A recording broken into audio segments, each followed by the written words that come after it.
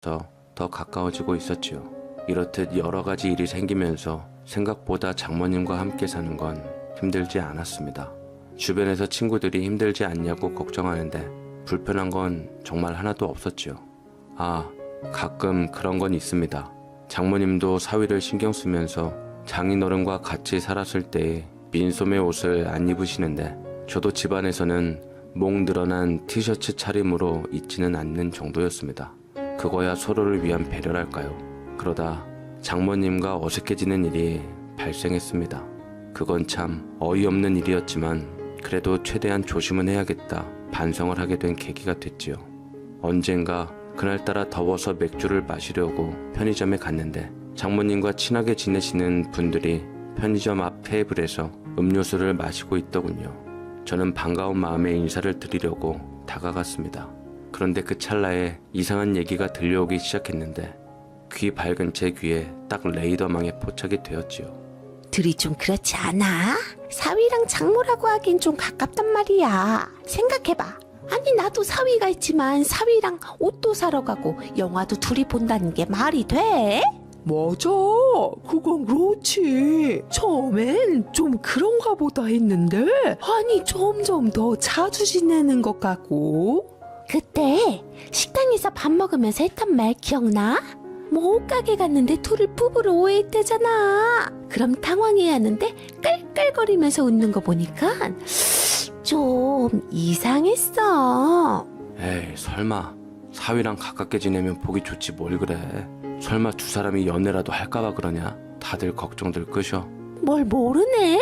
솔직히 새엄마라잖아. 재혼한 집에 사위인데다 나이도 10살인가 밖에 차이가 안 난다니까.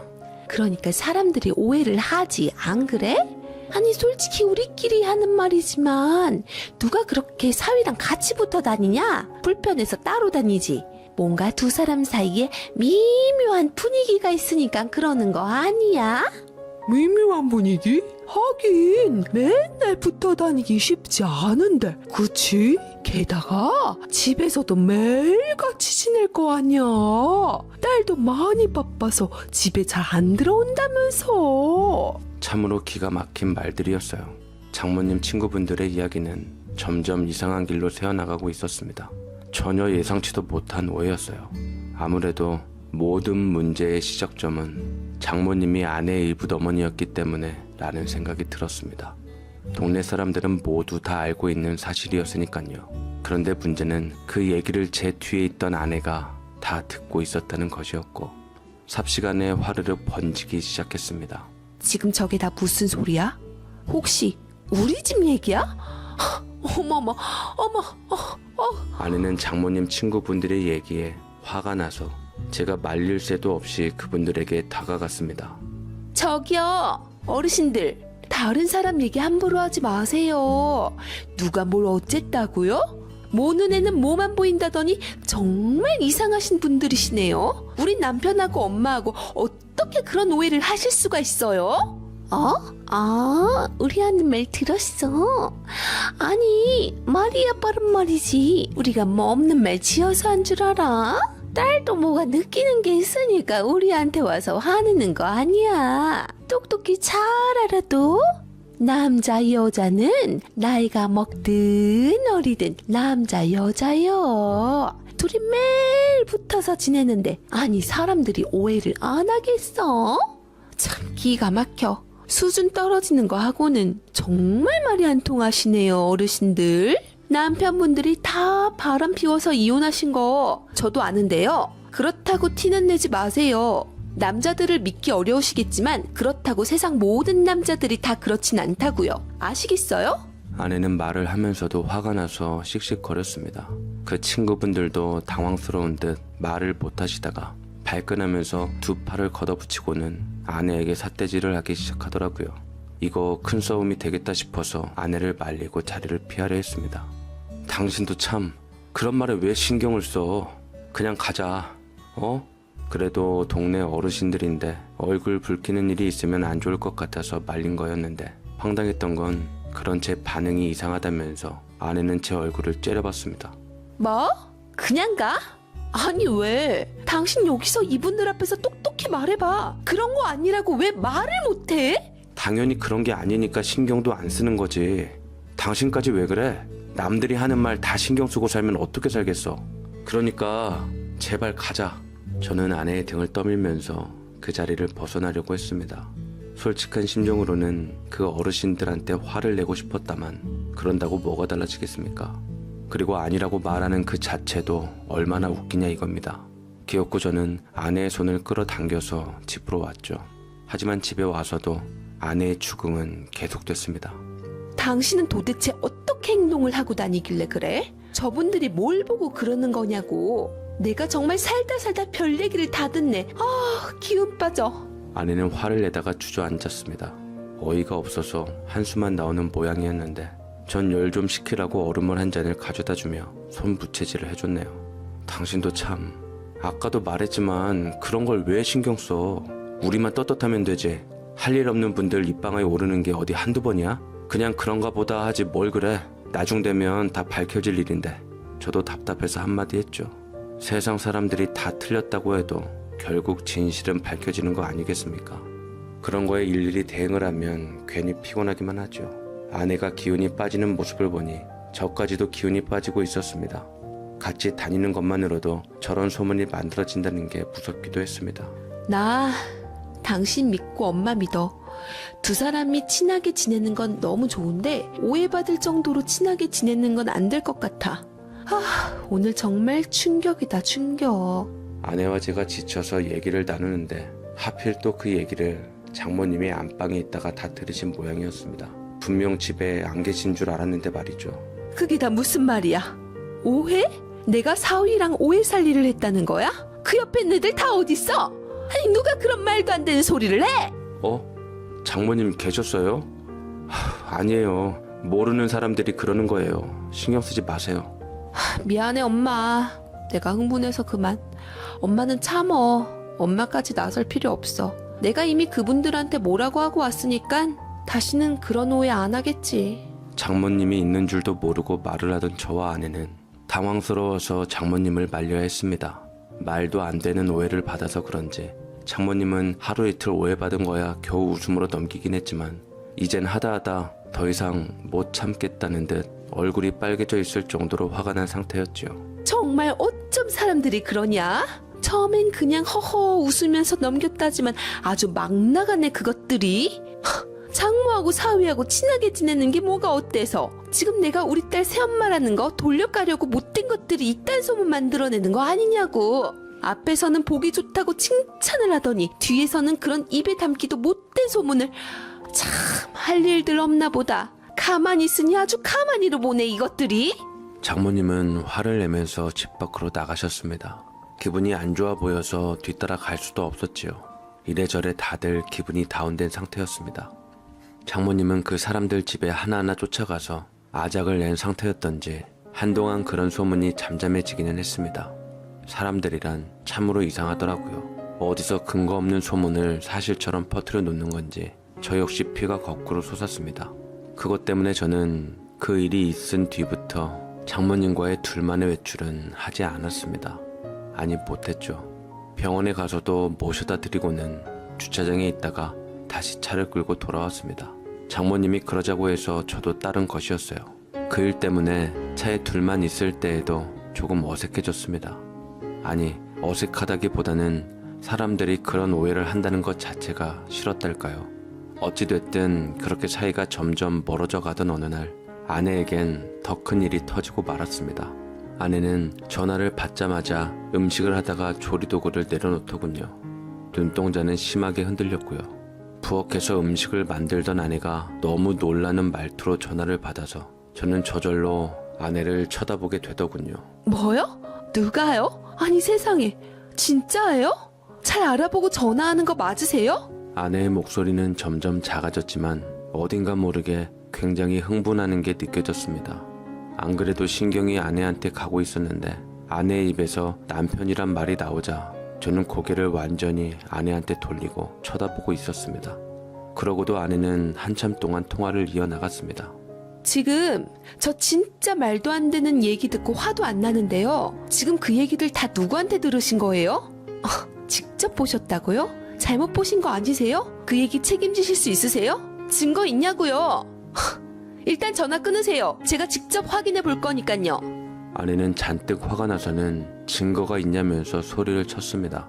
책임을 지라는 말까지 하는 걸 들으니 저도 아내를 빤히 쳐다보게 되더군요. 아내는 씩씩거리는 목소리로 전화를 끊었습니다. 그리고는 소파에 앉아있는 저를 쳐다보더군요. 아니, 째려봤습니다. 그 순간 온몸에 소름이 돋더군요. 분명 저와 관련된 일인 것 같았습니다. 당신 무슨 일이야? 눈을 왜 그렇게 떠 나한테? 내가 뭐 잘못했나? 저는 잘못한 것도 없는데 아내의 따가운 눈초리 때문에 마치 잘못을 저지른 것 같았습니다. 머릿속에서는 내가 최근에 잘못한 게 있는지 되돌아보게 되더군요. 퇴직 전에 주식으로 몇 번 사고를 친 것 말고는 없는데 이상했습니다. 퇴직하고 나서는 별다르게 돈을 까먹은 적도 없었는데 말이죠. 아내는 제 물음에도 한동안 가만히 쳐다만 보더니 소파 쪽으로 다가왔습니다. 침이 저절로 삼켜지더군요. 도대체 무슨 일이 생긴 걸까? 손끝이 찌릿찌릿 거렸습니다. 당신 나한테 뭐 잘못한 거 있어? 아니 왜 그렇게 긴장을 하고 그래? 진짜 나한테 뭐 숨기는 거라도 있는 거야? 아내는 저를 몰아세우기 시작했습니다. 무슨 일인지는 말도 안 해줘서 답답하기만 했죠. 왜 아내들은 매번 이런 식으로 꼬투리를 잡으려는 걸까요? 그냥 처음부터 말을 해주면 속이라도 시원할 걸. 괜히 사람 심장 떨리게 왜 이러는지 모르겠습니다. 어찌됐든 저는 아무런 잘못을 한 게 없는데도 괜히 찔렸습니다. 뭔데 그래? 내가 뭐 잘못했어? 나 진짜 요즘 주식도 안 하고 착하게 살았는데 친구들이 퇴직한 뒤로 얼굴 보기 힘들다고 할 정도로 집돌이가 됐잖아. 당신도 알지? 이렇게 지내는데 나한테 무슨 일이지? 나도 모르는 일이 있나? 왜 듣고만 있어? 도대체 무슨 일이야? 속 시원히 말이라도 해봐. 어? 저는 답답해서 아내에게 다그쳤습니다. 말도 안 해주면서 뭐 잘못한 거 있냐고 떠보는 식으로 질문을 하는 게 기분이 무척 나쁘더군요. 그런데도 아내의 표정은 점점 굳어져만 갔습니다. 그래 말을 안 하시겠다? 지금 기회 줄게. 그럼 용서는 안 되는 일이니까 안 돼. 아니 어쩜 당신이 나한테 이런 뒤통수를 때릴 수가 있어? 이게 말이 돼? 당신 지금 무슨 짓을 하고 다니는 거야? 아내도 답답하긴 마찬가지인지 저한테 몰아붙였습니다. 뭔가 단단히 오해를 하는 것 같았죠. 눈시울이 붉어지면서 눈물이 나올 것 같기도 했습니다. 뭔데 그래? 뭔데 그래 진짜로? 모르겠다니까? 나는 전혀 감이 잡히는 게 없다고요. 진짜 환장하겠네. 여보, 나 진짜 모르겠으니까 얘기해봐. 어? 저는 목소리를 누그러뜨리고 아내에게 무슨 일로 전화를 받았는지 최대한 저도 감정을 묻고 물었습니다.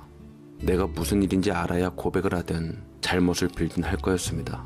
나 지금 그때 그 편의점에서 본 그 여자 너무 충격적이어서 말도 안 나와.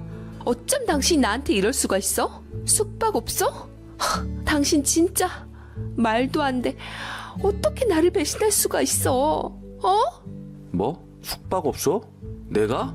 누구랑? 설마? 야, 입에 담기도 진짜 당신 그 말을 믿어? 왜? 찔리나 보지? 당신 오늘 반응은 진짜 이상한데? 화도 안 내던 사람이 화를 내네? 아니, 내가 화를 안 내게 생겼어? 그건 정말 선을 넘는 거잖아. 그 사람 누구야? 너한테 전화한 사람이 누구냐고. 평소 같지 않게 제가 화를 내자 아내도 움찔하더니 순순히 털어놓더군요. 전화를 한 사람은 다름 아닌 장모님 친구분이셨습니다. 그러니까 그때 편의점 앞에서 이상한 소문을 퍼뜨렸던 그분들 중 한 분 말입니다. 그때 장모님이 쫓아가서 집집을 아작낸 것을 앙심 품고 아예 이젠 말을 지어내 퍼뜨리고 있었습니다. 저는 그 말을 곧이곧대로 믿고 있는 아내한테도 화가 났지만 정말 그분들이 선을 넘는 것 같아서 머리 끝까지 화가 나더군요. 이건 정말 말도 안 됐습니다. 사람을 어떻게 보고. 그때 마침 장모님도 집 안으로 들어오셨습니다. 흥분해 있는 저를 보더니 집에 또 무슨 일이 있냐면서 묻더군요. 저는 더 이상 참을 수가 없었기에 장모님에게 그 친구분들하고 같이 다니지 말라고 한 소리를 했습니다. 더 이상 상대하고 싶지도 않았고 그분들 만나서 다시는 그런 말 하지 못하도록 경찰에 신고라도 해야겠다는 생각이 들었지요. 그래 엄마. 나도 이제 못 참아. 진짜 이젠 안 되겠어. 그분이 숙박업소에서 엄마를 봤다잖아. 그게 말이 돼? 저와 아내는 소파에서 일어나 장모님에게 그분들의 주소를 물어봤습니다. 그게 아니면 전화라도 걸려고 했죠. 근데 그 순간 장모님의 눈빛에 흔들리는 게 느껴지더군요. 그리곤 정말 생각지도 못한 대답이 장모님 입에서 나와서 저와 아내는 혼란에 빠지고 말았습니다. 아니 그게 말이야. 나 사실 숙박업소 갔어. 그거 나 맞아. 장모님은 침을 삼키면서 숙박업소에 갔다고 말을 했습니다. 그 말에 정말 제 심장이 멎는 것만 같았습니다. 이게 다 무슨 말인가요? 제일 먼저 눈이 돈 건 아내였습니다. 뭐? 그러니까 진짜 두 사람이 그런 거야? 당신 지금 연기했어? 똑바로 얘기해. 이게 다 어떻게 된 일이야? 아휴, 나도 몰라. 나도 모른다고. 장모님, 이게 다 무슨 얘기예요? 아니잖아요. 왜 장모님까지 그러시냐고요? 오히려 답답한 건 저였습니다. 이렇게 오해를 받는 건 이제 지긋지긋했지요. 장모님이 호텔에 무슨 일로 간 걸까요? 아니 같이 간 사람이 사위가 아니라 이게 참 창피하네. 내가 너희들한테는 말 안 하고 싶었는데 미안하구나. 나 싫은 남자친구 생겼다. 장모님은 말을 하다가 숨을 잔뜩 몰아쉬더니 결국 딴청을 하며 털어놓으셨습니다. 남자친구라니. 너무 뜻밖의 말에 저와 아내는 입을 다물지 못했습니다. 못 만나다 보니 그렇게 됐지 뭐냐. 에휴, 미안하다. 아빠 돌아가신 지 얼마나 됐다고. 나도 그게 너무 마음에 걸렸어. 장모님의 뜻밖의 고백에 저와 아내는 서로를 쳐다봤습니다. 이게 다 무슨 말인가 처음에는 알아듣지도 못했지요. 그리고 한 5초가 지난 뒤 아내는 이해한다는 듯 빙그레 웃었죠. 뭐? 남자친구? 엄마도 참 그게 뭐 어때서 그래. 아내는 갑자기 호탕하게 웃기 시작했습니다. 그동안 오해했던 게 너무 어이가 없었던 모양이었죠. 미안해 딸. 내가 새엄마라서 너한테 부담 주고 싶지 않았어. 앞으로는 너희들한테 해대는 일은 안 할 테니까 걱정하지 말어. 아니 우리가 왜 걱정을 해. 우리는 적극 찬성이야. 대찬성. 엄마 그러니까 눈치 보지 말고 연애해. 이렇게 좋은 걸 몰라하니까 그런 오해를 사지. 엄마도 참 내가 말했잖아. 아직도 젊으시니까 당연히 남자친구 만날 수 있다고. 아내는 우리한테 미안해하는 장모에게 괜찮다면서 찬성한다고 말을 해줬습니다. 장모님, 찬성 정도가 아니라 축하드립니다. 근데 그 친구분들한테는 말씀하세요. 안 그럼 또 이상하게 오해하니까요. 저도 장모님을 향해서 환호를 질렀습니다. 장모님에게 남자친구가 생겼다니요. 저와 아내는 기뻐서 눈물까지 나더군요. 물론 돌아가신 장인어른한테는 죄송스러웠지만 말입니다. 저희의 허락 아닌 허락으로 장모님의 연애는 순조롭게 진행이 됐습니다. 물론 걸림돌은 있었습니다. 장모님의 남자친구가 생각보다 재산이 없었기 때문이죠. 장모님은 자기 나이 되면 재산이 중요하지 않다면서 말을 그렇게 했지만 행여나 다른 걸 보고 만나시는 건 아닌가 싶어서 색안경을 끼고 그 남자분을 보게 되더군요. 제가 마치 심사위원이 된 것 마냥 남자분의 외모며 가족들이며 평가를 했으니까요. 그런데 어느 날 장모님이 저희에게 엄청난 선언을 하셨습니다. 창피해하셨던 그 연애의 종지부를 찍겠다면서 결혼을 하시겠다고 한 겁니다. 나도 신중하게 생각한 거야. 이 사람 놓치면 평생 혼자 살 것 같아서. 너희들도 나이 들어봐. 친구 같은 사람 만나서 노후를 함께 보내는 게 최고지. 뭐 인생 별거 없어. 그래도 엄마 혼인신고까진 아니지? 그럼 너무 복잡해지잖아. 그냥 같이 사는 건 찬성이야. 아휴, 우리 나이가 몇인데 그냥 같이 사니? 내일 저 세상 가도 이 사람하고 함께하고 싶어서 결심한 거야. 그러니까 니들도 이해해줘. 니들이 지금 재산 상속 문제 때문에 복잡해질까봐 그러는 거 알아. 대부분 아버지 재산이니까. 근데 나도 그만큼 이 재산 이루는데 일조한 거 너도 알지? 그러니까 내 지분도 있는 거야. 그러니까 엄마, 그분 자녀분들도 있잖아. 아내의 표정은 점점 심각해져만 갔죠. 그냥 편하게 노후를 보내시는 게 우리의 희망이었는데 거기에 새로운 장인어른까지 생기는 건 어딘가 모르게 불편한 일이었습니다. 왜? 뭐가 어때서? 네가 뭘 걱정하는지 알겠는데 근데 말이야. 왜 벌써부터 이 재산들이 다 니들 것인 것 마냥 그러냐? 나도 다 생각이 있으니까 걱정하지 마라. 알았지? 응? 솔직히 이날 장모와 아내의 대화를 듣고 저는 괜히 찔렸습니다.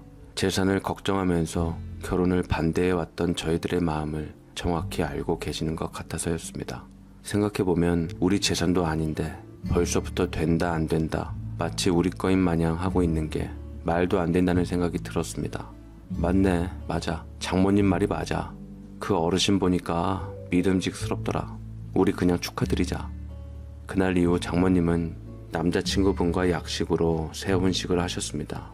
나이가 지긋하게 드신 장모님이 하얀 드레스를 입으셨는데 너무 아름다우시더라고요. 아내는 저보다 더 복잡한 신경인 것 같긴 했습니다. 새엄마의 남자친구가 이제는 아버지 자리가 되는 거니까요. 그래도 저희 아내는 새혼식 내내 눈물을 흘리면서 기뻐했습니다. 나이가 들어도 사랑받고 싶은 그런 마음은 변함이 없는 것 같다는 생각이 들면서 너무나 기쁘더군요. 이후 재산은 장모님이 아버님의 재산의 절반을 저희한테 먼저 증여를 해주셨습니다. 그리고 나머지는 장모님이 신혼집을 지어서 지내고 계십니다. 이제 얼마 안 있으면 돌아가신 장인의 제사가 다가옵니다. 이번엔 새 장인까지 함께 지내게 될 예정입니다. 제사를 앞둔 아내의 표정은 좀 심란해 보이긴 합니다. 새엄마와 새아빠가 친아빠의 제사를 차려주고 있으니까요. 핏줄로 연결된 가족은 아니지만 그래도 우리는 한 가족입니다. 하늘에 계신 장인께서도 이 모든 상황을 다 받아주시고 흐뭇하게 웃으실 거라고. 안녕하세요. 저는 올해 65으로 구순되어 가시는 시어머니 모시는 며느리입니다. 제가 글솜씨가 좋지 못해 제 딸이 한번 검수하고 보내는 글입니다. 딸이 여기 글 보낸다니 무슨 말을 이렇게 험히 썼냐고 고쳐주었습니다. 저는 말 험하게 못하는 사람인데 사연 보낸다고 지난날 생각하고 떠올리다 보니 그랬나 봅니다. 결국 집안 이야기 누워서 침 뱉기지만 아무리 아롱이 다롱이 해도 저는 우리 집 아롱이 같은 거 처음 봐서 여봐라 하고 씁니다. 남일이야 그런 걸 그냥 내버려뒀냐 그 꼴을 봐줬냐 뭐라도 할 것처럼 말하지만 이야기처럼 쉽게들 할 수 없는 게 결국 가족이라서입니다. 꼭 이런 아롱이들은 지 분리하면 곧 죽어도 가족 아니냐고 달라들지 않습니까? 속으로 품고 있자니 병날 것 같아 임금님귀는 당나귀귀 허공에다 대고 한번 이야기하고 싶습니다. 남 이야기니 미주알 고주알 듣는 재미로들 들어주세요. 저는 장녀 은영이입니다. 어머니가 굳이 하시고 싶다셔서 하긴 하는데